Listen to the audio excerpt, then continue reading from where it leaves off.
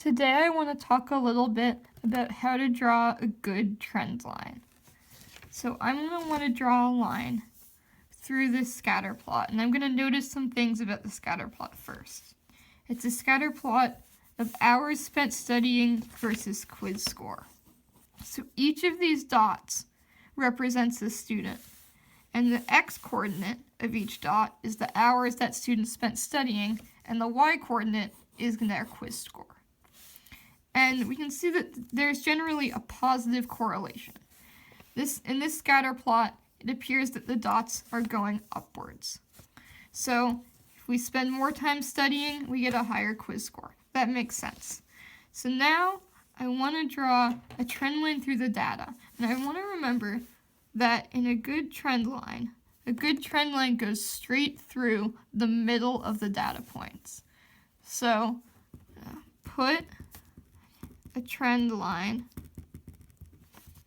straight through the middle.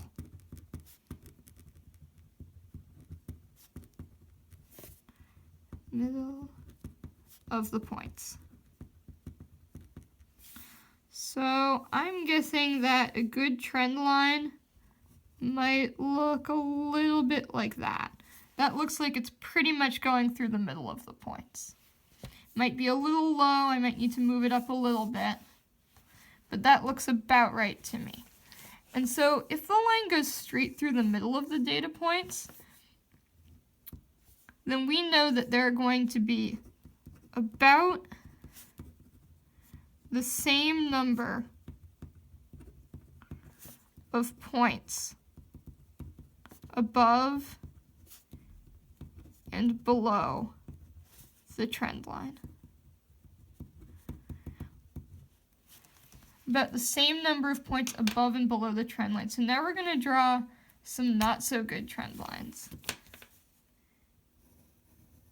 Here's a not so good trend line. It has a lot more points below the line than above the line.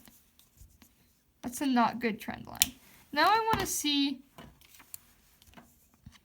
why it's a not good trend line. We usually use our trend line to predict what score a student will get if they study a certain number of hours. Like we can use this line to say, hey, if a student studies 2 hours, about what score do we think they'll get on the exam? And this, according to this, they'll get about a 70, according to this trend line. But if we look at the points here, there are a lot of students who studied for 2 hours, and they got a lot of different scores on the exam. And if we look at this trend line, it says they're going to get a much higher score. It says they're going to get about an 80. But if we really look at the points of all these people who studied for 2 hours, most of them got much below an 80. It was only this point that got above an 80. So when we have a trend line that's really high up like this, that has a lot more points below it than above it, it's going to overestimate the scores. It's going to overestimate the scores.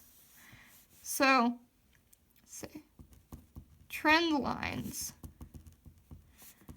with more points below the line,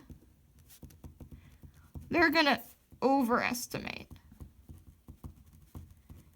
If we looked at this trend line, we would expect the students to have much higher scores on the quiz than most of them actually do.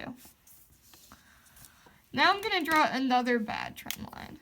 This trend line is going to have a lot more points above it than below it. And here the exact opposite is true. If we look at all of these students who spent 2 hours studying for the quiz, this line would assume that if you spent 2 hours studying for the quiz, you would get about a 60% on the test. But most of these students got much more than a 60%. So this line is underestimating the scores. So trend lines with more points above the line, that's going to be an underestimate.